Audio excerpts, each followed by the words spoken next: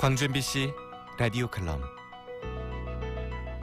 라디오 칼럼은 여러 전문가들의 의견을 통해 한국 사회의 방향과 광주 전남의 미래 비전을 찾는 시간입니다.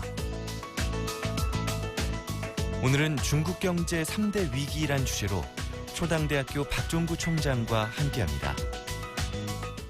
중국 경제가 코로나19 위기 국면에서 벗어나 경기 회복 국면으로 진입했습니다.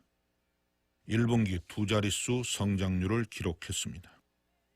그러나 중국 경제가 과거와 같은 고도 성장 추세를 계속할 수 있을지에 대해서는 우려의 목소리가 많습니다. 인구 쓰나미, 과잉 부채 및 국가 자본주의 심화가 중국 경제의 미래를 좌우할 3대 위기 요인으로 지적되고 있습니다. 인구 번호 시대가 막을 내리고 있습니다. 정부가 최근 발표한 전국 인구 조사에 따르면 작년 총 인구는 14억 1,178만 명으로 2010년 대비 0.53% 증가에 그쳤습니다. 1961년 이후 가장 낮은 인구 증가세입니다. 중국을 세계의 공장으로 미국과 경쟁하는 G2 국가로 끌어올린 인구 증가가 답보 상태에 빠졌습니다. 조만간 인구 감소 시대로 진입할 전망입니다. 신생아 수가 4년 연속 감소했습니다.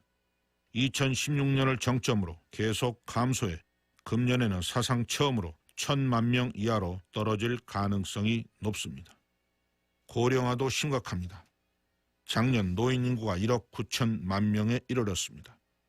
총 인구 대비 13.5% 비율입니다.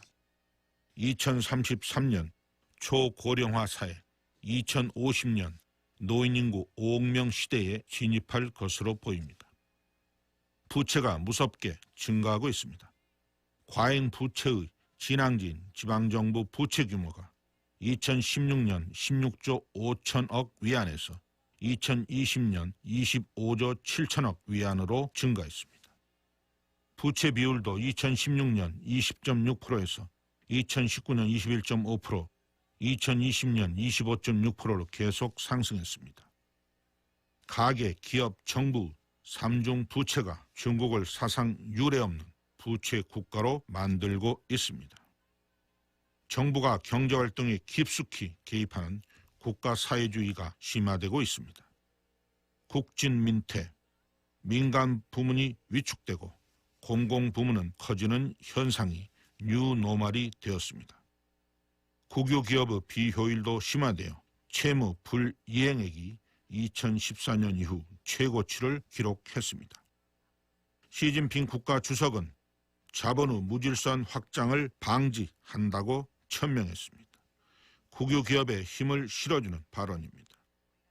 중국 속담에 하늘과 싸우고 땅과 싸워도 관료와는 절대로 싸우지 마라는 말이 있습니다.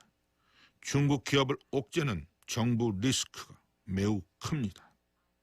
중국의 국가 자본주의는 경제 회복의 최대 걸림돌입니다.